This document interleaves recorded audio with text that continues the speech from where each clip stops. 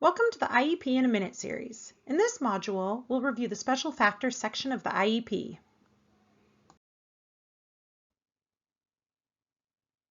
My name's Caitlin Prevost. I'm a program specialist with the El Dorado Charter SELPA, and I'll be guiding you through the IEP in a Minute series, one section at a time. The Special Factors page in the IEP document guides the IEP team through a discussion in 5 required areas of consideration.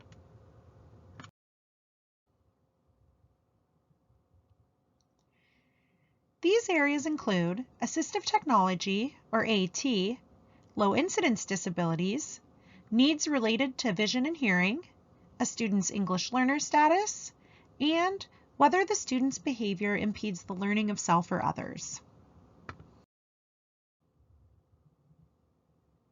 When completing this section of the IEP, the team must determine whether the student requires AT devices and/or services to access the curriculum or the educational environment.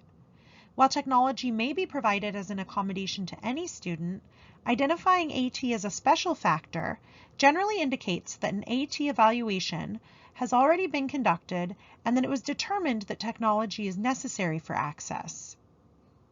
When completing the low incidence section, the team should indicate whether the student qualifies under a low incidence disability.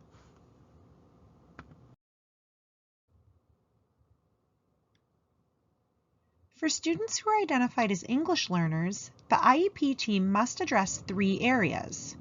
1, whether the student needs primary language support, such as translated directions, bilingual dictionaries, or a preview or review of instruction or directions in the student's native language. And if so, indicate how, when, and by whom the support will be provided.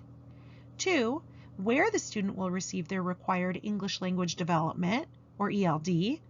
And 3, the appropriate program type, either structured English immersion, where instruction is primarily in English with limited primary language support, or an alternative program, such as a bilingual or dual immersion setting.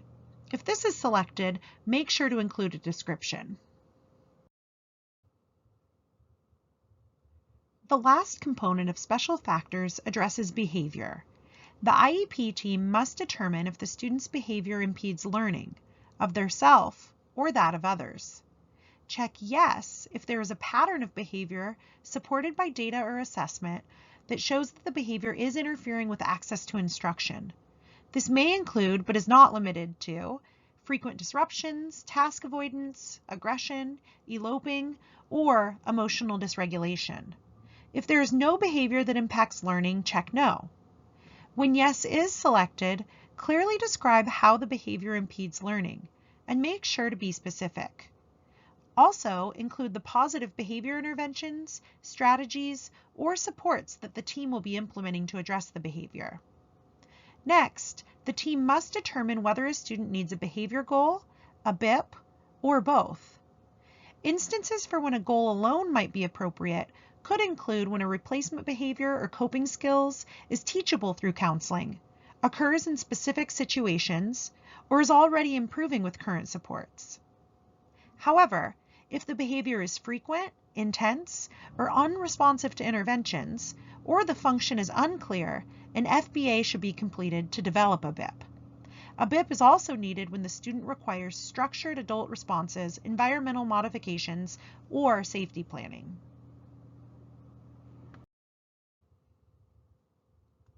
As a reminder, the Special Factors section is an essential step in the thread of educational benefit. It helps the IEP team identify specific student needs that might require targeted supports. By addressing areas like behavior, language, vision, hearing, and assistive technology up front, the team ensures these needs are reflected in present levels, drives appropriate goals, and are supported through services, creating a clear, connected path to meaningful educational progress. Thank you for joining me for this IEP in a Minute module. Be sure to check out the additional resources linked below for a deeper dive into today's topic. And remember, every IEP must be individualized to meet the unique needs of the student. The examples shared here are just that, examples. Use them as a guide, but always tailor the plan based on data, input, and what's appropriate for the student you're supporting.